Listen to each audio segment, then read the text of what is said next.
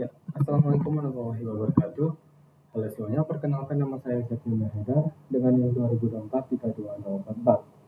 Pada kesempatan kali ini, saya akan menjelaskan terkait proyek akhir semester saya dalam mata kuliah pemrograman berbasis objek yang menggunakan bahasa pemrograman Java. Di sini, saya membuat sebuah proyek yang bernama Soulmate. Apa itu Soulmate? Soulmate itu adalah sebuah form sederhana yang membantu kita untuk menghitung berapa sih konsumsi kita dalam token listrik bulanan dan juga berapa sih sisa saldo yang bisa sisa saldo atau sisa token yang bisa kita dapatkan setelah dikurangi dengan perangkat-perangkat elektronik yang kita miliki gitu. Nah, di sini ada 3 komponen utama, yaitu perangkat elektronik, manajer listrik, dan juga mainframe. Ayo kita bahas satu persatu gitu. Jadi kita mulai dari perangkat elektronik. Nah, di sini perangkat elektronik itu simpel banget ya teman-teman. Dimana perangkat elektronik ini cuma berfungsi sebagai uh, uh, mengambil data terkait perangkatnya. Jadi perangkatnya kita mendefinisikan nama perangkatnya apa dan juga konsumsi per jamnya itu berapa. Misalkan kita masukkan AC dengan konsumsi per jamnya itu 2.500. Nah, jadi intinya di sini itu kelas perangkat elektronik itu berfungsi sebagai pendefinisian terkait perangkat tersebut. Nah, kemudian kita memiliki kelas manajer listrik. Ini adalah kelas atau bisa dibilang otak aplikasinya gitu, di mana semua logika yang berperan dalam form sederhana kita atau form sederhana Soulmate ini itu bermain di sini. Mulai dari bagaimana kita mengatur saldonya, menginputkan data saldonya, terus set saldonya, terus kemudian gimana kita menambahkan perangkatnya atau input data perangkatnya, kemudian bagaimana dari kedua hal tersebut, dari saldo token listriknya dan juga dari data perangkat konsumsi per jamnya perangkat itu diakumulasikan, kemudian dikurangi menghasilkan sisa token yang ada. Nah, di sini juga di manajer listrik saya menggunakan array list untuk membuat daftar perangkat. Kenapa? Biar nantinya daftar perangkat ini bisa menjadi daftar yang dinamis gitu, sehingga user itu bisa menginputkan data lebih dari satu. Nah, kemudian kita masuk ke UI-nya. Jadi UI dari form ini cukup sederhana, di mana dimulai dari atas itu ada sebuah judul perhitungan token listrik. Kemudian di bawahnya ada sebuah kolom untuk kita menginputkan saldo token, di mana kan di kirinya itu ada judul saldo token. Terus di sini ada sebuah kolom yang kita bisa menginputkan jumlah saldo yang kita inginkan.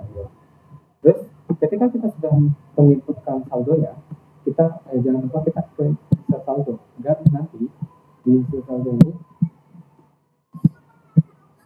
si saldonya itu bisa keset dan nantinya bisa apa itu terdata lah gitu istilahnya. Nah, kemudian di bawahnya lagi kita memiliki sebuah tabel untuk mendata daftar perangkat elektronik yang dimiliki. Di mana kan ini tabelnya kosong dan memiliki 2 kolom, yaitu nama perangkat dan juga daya.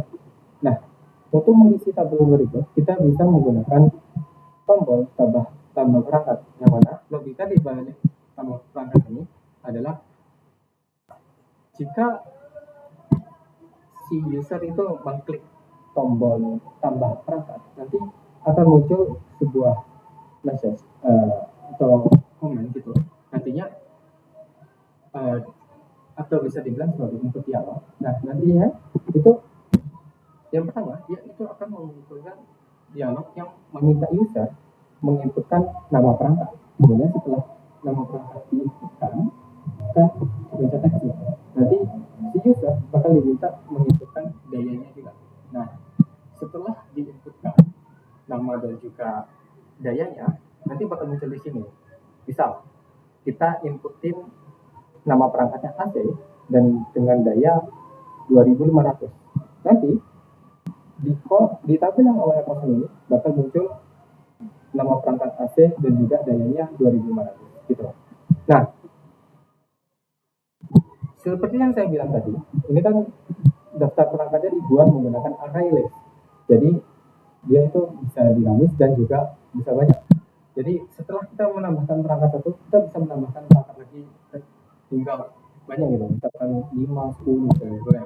Nah, tadi kan dayanya ini beda-beda ya, ada yang misal katakanlah ada yang 2500, 1500, 1000 dan lain sebagainya. Nah, gimana sih cara kita bisa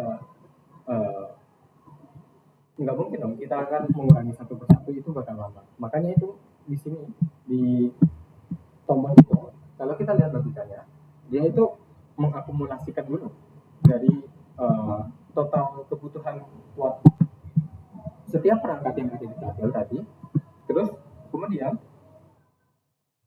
total tadi dikurangkan terhadap saldo token yang sudah kita inputkan. Nanti hasilnya yang pertama, akumulasi dari total daya yang dibutuhkan itu akan muncul di total konsumsi, dan juga nanti hasil pengurangan saldo token dikurangi dengan akumulasi total daya yang dibutuhkan akan menjadi sisa saldo.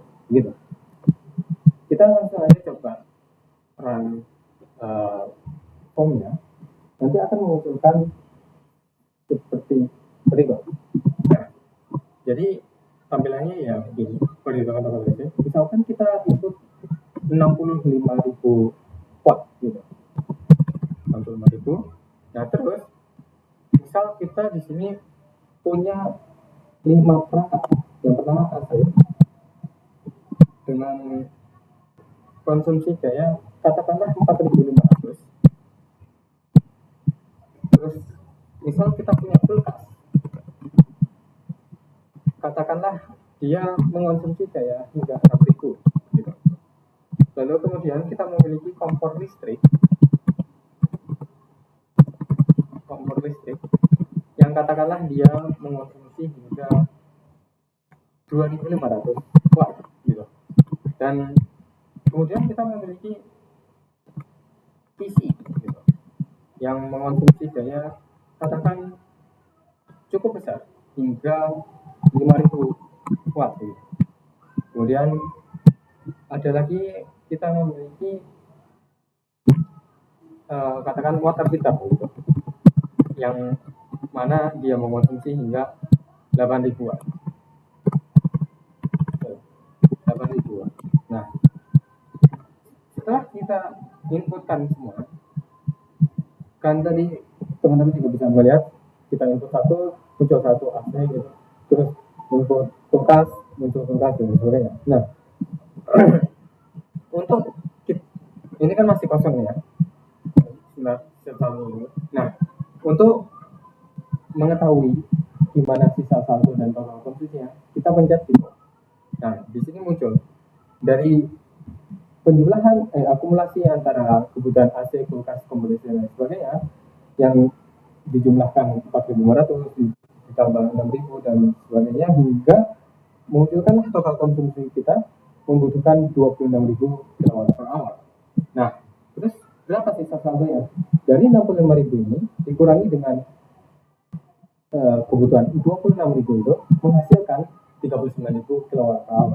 Jadi beginilah form sederhana dari Volmit yang saya bikin. Memang masih banyak kekurangan dari form sederhana dan masih banyak improvement yang bisa ditambahkan. Seperti misalkan dari status konsumsi ini mungkin bisa ditambahkan sebuah rekomendasi. Misalkan apabila sisa saldo under 10.000 kilowatt per hour, mungkin bisa dikategorikan sebagai kritis, atau terus misalkan di atas 50.000 masih aman dan sebagainya, mungkin bisa dilanjutkan, dikembangkan seperti itu. Ya kurang lebihnya seperti itu proyek akhir saya di PPO kali ini. Terima kasih sudah menonton.